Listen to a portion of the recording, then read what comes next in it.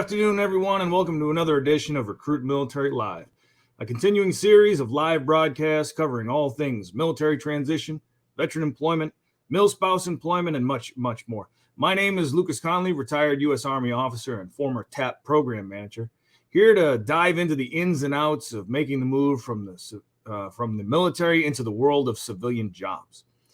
If you are in a search for meaningful career employment, not just a job, you're in the right place. Please take the time to visit rmvets.com/live to find access to the amazing job board that we have and the over 400,000 opportunities we have for meaningful careers post-military. Today's topic is a great one, professional certifications. We'll be examining what they are and why they're important and how you can go about earning them. Our guest today is coming to us live from Bristow, Virginia. He's a Marine pilot and a logistics officer with 2 combat deployments to Afghanistan. He's worked at the battalion, regiment, and division level, deployed as an air logistics officer with NATO, and again as a SOCOM Human Intelligence Task Force XO. Since leaving the military, he has worked as a heavy rigging and construction project manager, a logistics and change management consultant, and is currently the director of business strategy and development for PM ProLearn, a veteran-founded project management training and organizational development company. Ladies and gentlemen, welcome to the show, Mr. Josh Atkinson. It's supposed to be clapping or something, isn't it? No, in these virtual worlds, it's always different trying to go live. But, hey, Lucas, thank you for the introduction and the accolades. I'm really glad to be here and definitely talking about a topic I'm hugely passionate on, which is what the heck are certifications? Why do you get them? How do they add value to you, and why should you care? So thank you for all you do at RecruitMilitary. Really excited to see your growth and help you provide. Hey, not a problem. And before we get into that, all that good certification stuff, I got to ask the question, how cool is it to fly the AV-8B Harrier? That has got to be the coolest aircraft I've seen since Leonardo da Vinci put pencil to paper. It's an amazing aircraft to fly, right? And I say the act of flying is always a lot of fun. But, when you're going through flight school in the military, it's like someone gave you the keys to the Corvette in a 35-mile-per-hour zone, and they put cops along the driveway. So it's always regulated, but it's an amazing beast. So capable, and a lot of things you think you don't know until you show up, and just really a privilege to strap on the jet. I just that and the CH-47 Chinook helicopter. I don't know how these things stay in the air. I really don't. It's beyond the realm of physics, but I'll leave it to experts like you. I couldn't do it. Keep my feet on the ground unless I have a parachute. All right, folks. Now that you know a little bit about us, let's hear a little bit about you. Hit that chat window. Tell us where you're watching us from, who you are, who you're with, what your status is, who'd you serve with. Are you active duty? Are you in transition? Are you a veteran, a mil-spouse, even a caregiver? Some other status that I haven't come up with. And thank you very much for tuning in. Throughout the broadcast, if you have a question or concern or a comment or just want to chime in and weigh in on the topic, feel free to jump into that chat window. Give us your questions. We'll address them as we can. Okay, Josh, as they say in the aviation community, we are wheels up. Josh, I can only speak for myself. I can't speak for everybody, but I'll tell you, in my time in the military, I couldn't have told you what the heck a professional certification was. And I didn't really hear anything about professional certifications until the tail end of my career heading towards transition. I'm going to guess there's a few folks out there that are in the same boat. So can you tell us a little bit about professional certifications, what they are, and how do they differ from a traditional brick and mortar college or university education? Okay, no, it's a great question. So, the world of professional certifications, most people think of licenses as something that they can resonate with, right? Hey, I got a license. I'm clear to operate, like a pilot's license. I'm now cleared to somehow use this tool. Okay. And if you look at that parallel, I think you start understanding what certifications are. Professional engineer is one, I think, where, a lot of people might say that, hey, I'm certified as a professional engineer. It's demonstrated some level of education. It's demonstrated some level of experience. And now I've had to pass some rigorous exam to demonstrate that I knew how to take that knowledge and the experience and put it together to meet some standard of performance. So, the professional licensure world, the professional certification world, I think there's a lot of commonality in that I had to study and pass and demonstrate some knowledge and capability to get certified. And now I can carry it with me.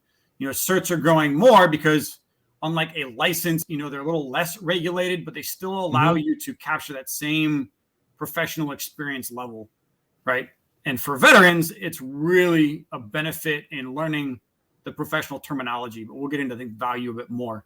But cert essentially that's a license to operate or something that demonstrates that I've reached a level of competency and mastery in my craft overall. And that makes sense. And it's typically a third party civilian recognized agency or organization providing these certifications. So here's a quick question as we get into the good ones, right? So that begs the question. I think everybody could safely say that a Harvard Business School MBA is going to weigh more heavily than an MBA that was perhaps earned online with a less prestigious institution. So following that line of thought, are all certifications kind of created equal, or are there distinctions? There are definitely distinctions, right? I think we've got a graphic out there where there are lifetime participation trophy certs that you can get. I'm not going to go down the road of project management, but there are some that will do like a lifetime interview and say, congratulations, I talked to you, pay me some money, and I give you a piece of paper that you could wipe with, right? Some are regulated. Lean Six Sigma. I'm a huge fan of Lean Six Sigma. There are two major governing bodies. It's ASQ or IISSC. But there are people that'll sell you a black belt in 3 days. And if you're anything about Lean Six, you are not a black belt in 3 days. So, I think you really have to look at, the governing body, the rigor that it takes to get certified. Most of them require some kind of a maintenance. And I'd equate them, as the picture says, of getting an Army Achievement Medal versus earning your Ranger tab or something else, right? Those that have meaning require effort and competence. And that's why I think they carry weight on the outside. But I'll be cautious and say, look, beauty is in the eye of the beholder. Because just because you're certified doesn't mean that the company you want to work for cares that you're certified. And I saw that firsthand, that, certain companies value them more than others. And if you're really looking at figuring out which one do you pursue, and we'll talk more later, I think, but look at the jobs you want and see which ones they say you're supposed to have, right? Because it's likely that if the company's asking for it, they're going to value that you have it. If the jobs you're looking for don't have it, then the value of that may not be directly applicable. However, there is still a lot of value in that overall. And I'm a huge fan of PMP. And I know a lot of people are saying, hey, get PMP, agile, and lean. Definitely. And those who want to use cool in the Army, hit me up. I'll walk you through the whole process. So, but no, certs are not all the same. There are snake oil salesmen selling crap out there on the market because it sounds good. And some prey on vets, unfortunately, to give you what you think adds value, and you don't know what you don't know. And therefore we buy them without knowing transition and the business value they obtain. Well, Josh, that's one of the reasons why I've got you here on the show today, to kind of help us navigate those waters. Now, if I decide I want to start down this road, now you made a good point. Make sure that the certification you're pursuing is relevant, right? Get that Lean Six Sigma and then go out and apply for a sales job. It's not exactly, it's nice to have and it's good to hang on your wall and put on your resume, but it's not exactly going to help you with your job selling cars or selling B2B or selling pharmaceuticals or medical devices. But there might be something else different out there, and it might be a PMP. If I'm interested in pursuing one of these certifications, where do I start? How do I get out of the gate? How do you get out of the gate? That's a great question. And I think I have to preface that on where are you in the transition journey, right? If we're specifically helping veterans, the closer you are to transition, I would start looking at what the jobs say you're supposed to have, as I talked about earlier, right?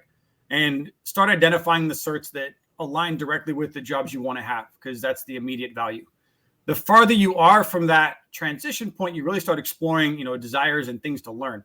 Because one of the missing, conceptions, I think, in certs is that you're going to have to go through some training and you're going to learn a lot in the process. So for PMP as an example, right? Military planning is definitely overlapping project management. However, there's shortfalls in military planning. So going through a training program to get certified is going to add more to your toolbox to make you effective, right? Now, counter to your point on, sales, lean will make you better value added in any company, just like PMP and what you learn will make you value added at any position, even if you're not in a formal PM job. So again, I'd look at what the jobs say you're supposed to have, then start talking to mentors. If you want to, call me. I'll point you in a direction as far as what certs are out there. In uniform for Army Ignited, there's 1,500 approved certs that TA will pay for. So again, I think the farther you are from transition, the more chance you have to explore flexibility and options to kind of upgrade your weapon system, as I call it. The closer you are to transition, look exactly at the jobs you want and then start searching them. There's governing bodies out there that regulate the certs that matter, and they will usually point you to an approved trainer that's authorized by them. There may be others that teach it. They're not always as quality. So Anyways, I know you showed that other graphic. I'd be glad to talk that really quick instead of going back and forth, but it shows ranks relative to project management certs. There it is. So I think if I wanted to start in uniform, right, the junior you are, maybe CAPM, Foundations in Project Management. Agile is really great at small unit leadership and the overlap there. Then Lean 6 is really about process and quality standardization. So when you're dealing with processes in the military, Lean hugely benefits. And then PMP is more the senior level in a constrained environment, looking at MDMP, McPP overlaps. This applies to every branch of service. I'm just slapping the table for soldiers because honestly, Army Ignited is the best damn program in the DoD and no one knows about it. So I got to give a shout out to my soldiers out there on Army Ignited with $4,000 a year to pay for certs. It's unbelievable. So, and I love the way this graphic is laid out because it kind of gives you a thought process. As a field grade officer, I spent a year at the Command and General Staff's College. I joke to some people I spent a year in Leavenworth and got out for good behavior. But you take a look at that and right aligned with that major rank, the CW3 and then Master Sergeant as well, is that there's a couple of different certifications in there. To which I might say to my peers, if I could go back in time, hey, maybe we should spend less time in a deer stand, less time on the golf course, and maybe spend some of our time working our way through these certification opportunities while we're in a TRADOC environment, the training and doctrine band, and we know we're not prepping for the next FTX, we're not prepping for the next gunnery. If I wanted to do that, can you talk me through some of the resources and some of the information sources that would help make that possible? Yeah. So again, on our end, this is a graphic we put together, right? I mean, it's really called Find 8, Pick a Date, a little ditty in the bottom right down there. Find 8 friends that want to take a class, send me a roster, I'll build the class for you.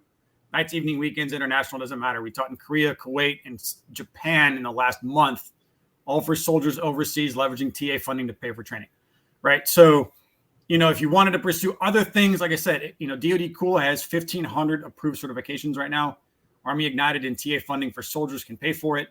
So it's really about finding a vendor that would teach that class, finding a class you want to attend, and then submitting the forms to do so to let TA pay for it.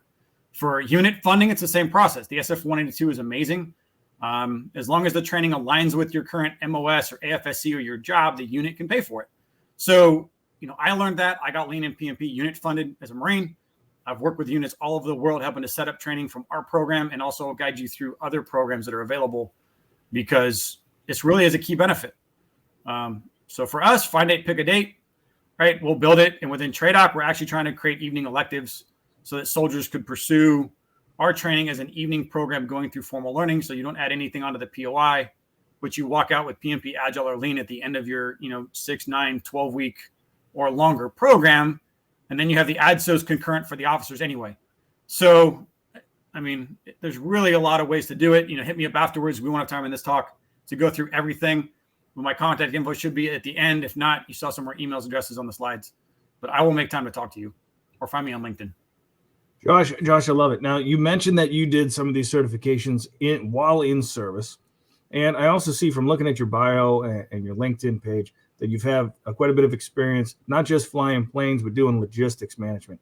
Could you kind of talk us through what was the sequence there? You took some certification opportunities. You did the roles in those billets as a logistics officer. How was that sequence? What was your journey into that, down that pathway to getting those certifications? Did you find then that it helped you be successful in those logistic management roles?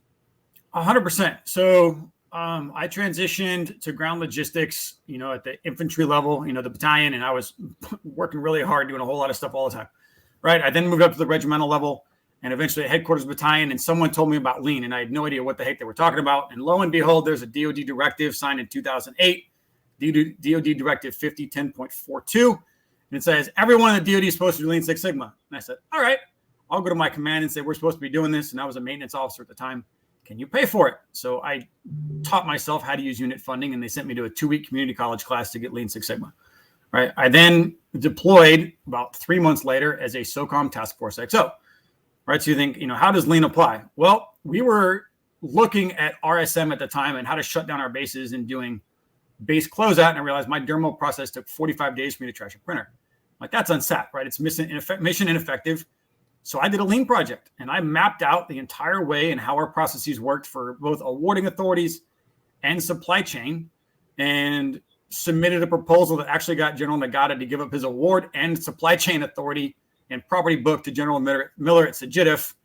And in doing that, I cut down our supply transaction time by 70%, went from 45 days to less than 7. And every soldier, sailor, airman, Marine left the unit with their award in hand by the end of theater, right? I mean, so by applying these things, I was able to directly affect the quality and efficiency of our jobs in uniform.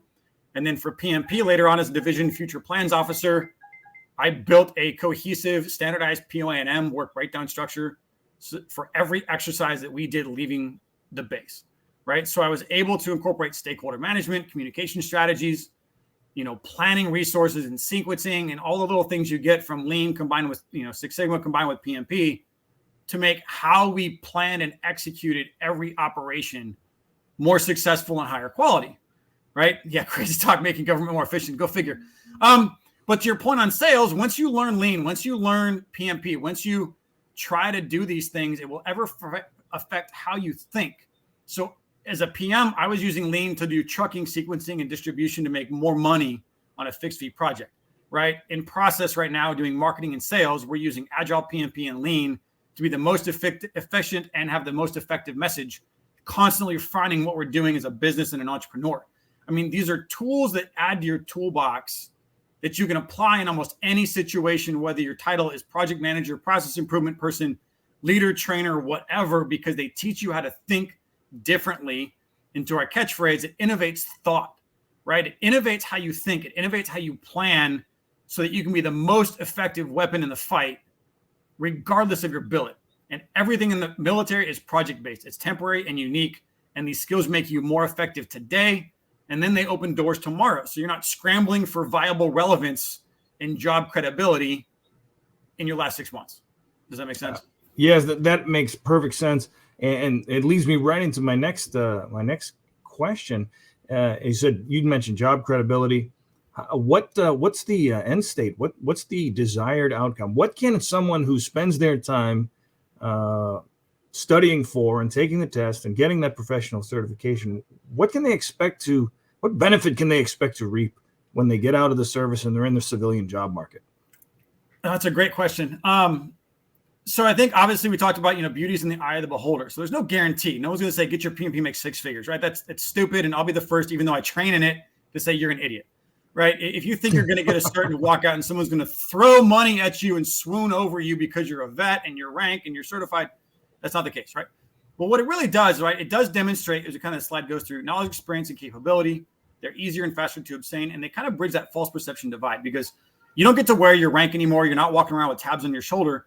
But professionals find other professionals, right? So on the job site, when I'm doing construction project management, the other PMP certified PMs and I kind of linked up together, right? We could talk the same language. We could communicate effectively together.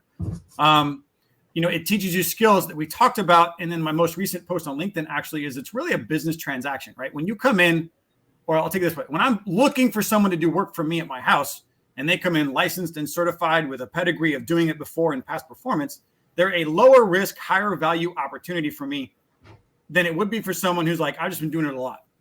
Yeah. Right. And so I think if you take that mindset and say, what does this cert give you? Well, I'm walking in with the pedigree and a license and a certification, and I can demonstrate that I've used it before and what the effect was.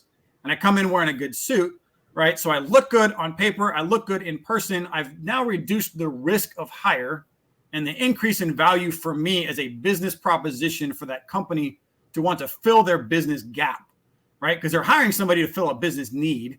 So if I can articulate why I'm the solution to that need, then it makes it a lot easier, right? And now, again, it doesn't guarantee a hire, but you speak the language, you're competent, right, you're credible, you have knowledgeable understanding. And if I can relate all of that to the business environment and the goals of that company, it's a much different conversation than I'm really, really good and did lots of really cool things and I've led lots of people. You should hire me right now and here's my medals. Right? I mean, I'm kind of being flippant on purpose, but it just changes the conversation and it gives you confidence, right? I was asked in my first interview, why should we hire you for a project manager? Because I'm certified in it. I've been doing it for 10 years, like any other stupid questions. I mean, you're like, okay, rather than let me see how to translate this. So yeah, I can imagine, no, that absolutely makes sense. I mean, nobody wants to go to a dentist and find out, he's not licensed. Well, I've done thousands of fillings. Don't worry about the licensing. That old Will Smith song, he gets pulled over. I don't have a license, but I drive very well. I mean, it's just not going to fly with some folks. And I think, as veterans, that's the hard part is we bring a lot to the table. There's more leadership capability and credibility and responsibility we've had. But to someone who doesn't know, you're trying to fight perception. You're trying to fight assumption. You're trying to fight Hollywood. Let's be honest. You're fighting the major pain perception. You're fighting, Full Metal Jacket. You're fighting whatever movie somebody saw and said, this is what veterans are like. Yep. So if I can come in with things that look just like they do, you're like, wow, I have all those certs too. Like, wait, what did you do? And it helps bridge that divide. Again, it doesn't guarantee anything, but it really does help improve your capability and marketability. So, and some comments on there, Scrum, Safe, all those are amazing. They are not Army Ignited fundable because they're not DoD cool approved, although I've asked them to be. PMI ACP, I actually think is better as far as certifications go. One, because the Army pays for it. And two, because it teaches you the top 7 agile methodologies. You're not learning Scrum or Agile or XP or Lean. You're learning all of them and how to lead in an environment. And Josh, it's the DoD Directive 5051.42. And shoot me a note. I will email it to you if you want. You make a good point. Those are all very entertaining movies, and I think they have to be, because I don't think anybody would want to watch a movie about a handful of staff captains making QTB slides on a Sunday afternoon. I would turn that off, and I would demand that Netflix give me my money back. All right, so now that we've kind of cracked open the seal of the folks that have joined us here in the chat, let's take a few seconds to see who we've got here. Stephen, he's working on his certifications right now, so he's probably feeling some of the pain you described, or the challenge of getting through that. Let's see who else we got here. We got Mike Bell, active duty Marine, pushing 22 years. Okay.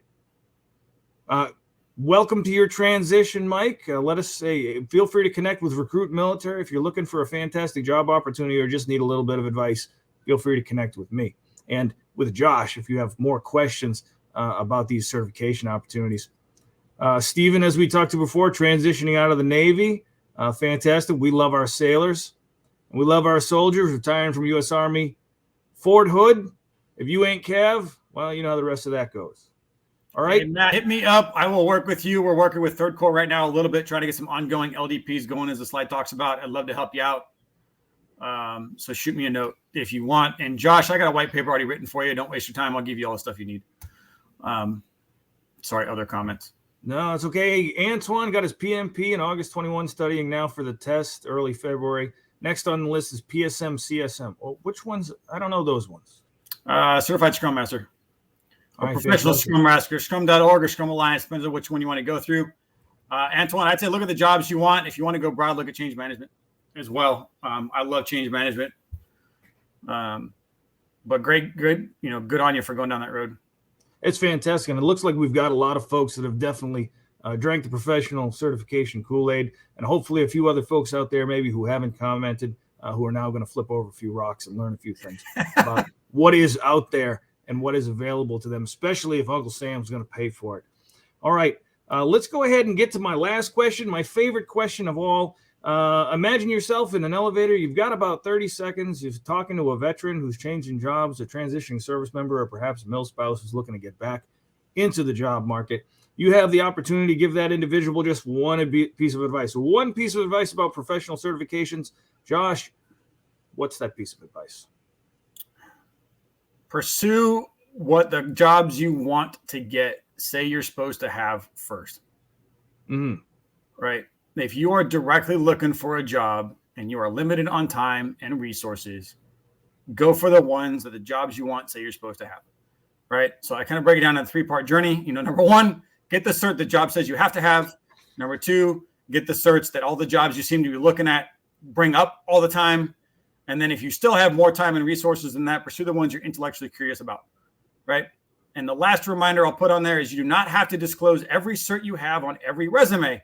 So don't walk in, don't pick the bullet that's going to obliterate your target because you want to throw the gauntlet at them, right? It's a business value, right? Articulate the best business value, keep some things as hidden cards. If you want, you do not need to sit there and say, I'm certified in everything, or you look like a cert hunter who may not be value added. So carefully display the face you want that company to see to make sure they choose you and why you're the best business value.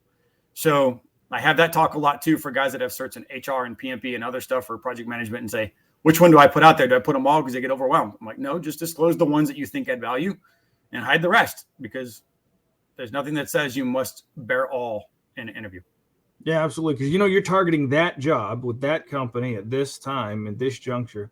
And you definitely want to show them that you're the right person for this role and that you're focused. Absolutely. Josh, it's been fantastic having you. Ladies and gentlemen, if you'd like to learn more about professional certifications, definitely get over to www.pm-prolearn.com and connect with Josh on his LinkedIn page to ask additional questions. I think what we've learned here is that there's a lot of options out there. There's a lot of options to fund it, a lot of options to get into these certifications, and a lot to be gained from going into the job market or back into the job market with a professional certification under your belt. And if you haven't already done so, do yourself a solid and use the link that's been scrolling past, rmvets.com/live, for access to over 400,000 job opportunities in the RecruitMilitary job board, hosted by over 16,000 employers who definitely value military talent. On behalf of RecruitMilitary and the folks that have joined us today, thank you to my audience, and thank you very much to Josh Atkinson for joining us. I appreciate it. Thank you, Lucas. Thanks, everyone out there. Again, I will help anybody and everybody. Reach out on LinkedIn, send me a note, send me an email. I will help you because that's my why and that's what I do. So it's been an honor. Thank you all very much. Thank you very much, Josh. Well, that about wraps it up for us today. You'll find the link scrolling past. You know how to find us on LinkedIn. Be sure to tune in next week as we explore the topic of healthy transitions and healthy veterans with Josh Hall from the Disabled American Veterans, the DAV. This has been Lucas Connolly for RecruitMilitary Live. And until next week, good luck and Godspeed.